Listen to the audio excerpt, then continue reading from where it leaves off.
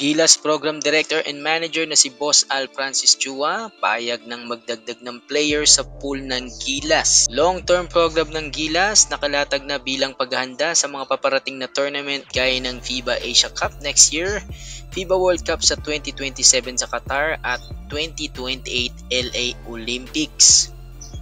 Yan po mga pag-uusapan natin mga kabasketball, pero bago yan huwag kalimutang mag-like, share, and subscribe. Ako po si Super Chris TV. Basketball, ayon dito sa pinaka-latest na balita, payag umano itong si Boss Al Francis Chua na magdagdag ng mga players dito sa pool ng Gilas, pero limited players lang yung gusto nilang idagdag rito para mapunan naman yung mga players na merong injury at yung mga hindi available. Kumbaga sinabi niya na kailangan natin magkaroon ng mga reserves player dahil kumbaga as buffer, kasi nga pag merong mga na-injury meron tayong mahuhugot dito sa Gilas. Inalimbawa rito ni Boss Al itong sina Jamie Malonzo, Scottie Thompson at AJ Edu na mga nagkaroon ng injury at hindi nga nakasama sa competition. Bilang paghahanda na rin to sa paparating na FIBA Asia Cup mga kabasketball at sa iba pang mga competition. Samantala, yung long-term program nitong Gilas, itong developmental, sisimulan na po yan, initiated po by Coach L.A. Tenorio. So naibalita ko na po sa inyo nung nakaraan yung kanilang plano na magde-develop sila ng mga batang players at maghahanap ng mga talents para nga sanayin at pagdating ng araw pwedeng maipasok dito sa Team Gilas sa senior men's basketball team. Ayan. Binanggit rin dito ni Boss Al yung mga player ng Gilas na mga nagkakaedad na, kagaya nito sina Justin Brownlee. Brownlee is already 36 years old and by 2027, he is already 39 years old mga kabasketball. So during 3 years span, kailangan na natin magkaroon ng transition para sa ating naturalized player.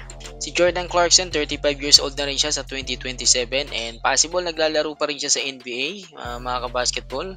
Hindi pa natin alam kung makakapaglaro pa rin ulit ito si JC dito sa ating national team. Si Benny Boatwright, mga kabasketball, siya ay 31 years old na by 2027. So bata pa po yan itong si Benny Boatwright and meron pa po tayong isang alas dito kay Benny Boatwright, no? At hopefully matapos na po yung kanyang naturalization. Si Japet Aguilar, 40 years old na yan mga kabasketball by 2027. Si Junmar Fajardo will be 38 years old that time. Good thing naman mga kabasketball, meron tayong mga young Gilas cadets na may iwan dyan. Itong si Nakay Soto, 25 years old. Si AJ Edu at itong si Quintin Milora Brown, both 27 years old na sila pagdating ng 2027. At lahat po yan sila ay nasa kanilang mga prime. Dito naman sa ating mga guard and wings, nandyan pa rin ito si Dwight Ramos, 29 years old na siya niyan. Itong si KQ and Carl, 26 years old na po sila by that time. Si Mason Amos, 24. Si Optana and Malonzo, 31 years old na po pagkadating ng 2027. Si Newsam, magiging 37 years old na siya by that time. Si CJ and Scottie, both 34 years old.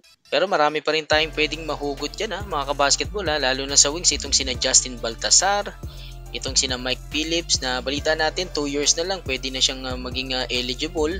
Pinag-uusapan nila yan yung kanyang eligibility. Si Kai Balungay ganun din po kung eligible, kasi alam ko naturalize itong si Kai Balungay. Pati itong si Sab Lucero. Ayan mga kabasketball, ilan lang yan sa mga players na pwede nating maasahan in the future na bubuo dito sa ating Team Gilas. Kayo mga kabasketball, sino pa yung mga alam yung player na pwede natin ditong idagdag sa pool possible pagdating ng FIBA World Cup at LA Olympics sa 2028? Kasi maraming pwedeng mangyari mga kabasketball sa loob ng 3 to 4 years, no? But for sure si Coach Tim Con pa rin yung ating magiging head coach dyan. Hopefully mag-manifest itong kanilang developmental program at yung kanilang plano na palakasin pa itong ating Team Gilas sa hinaharap. Hanggang dyan mga kabasketball, anong masasabi mo dito sa ating latest news? Salamat sa laging pagsubaybay. Ako po si Super Chris TV.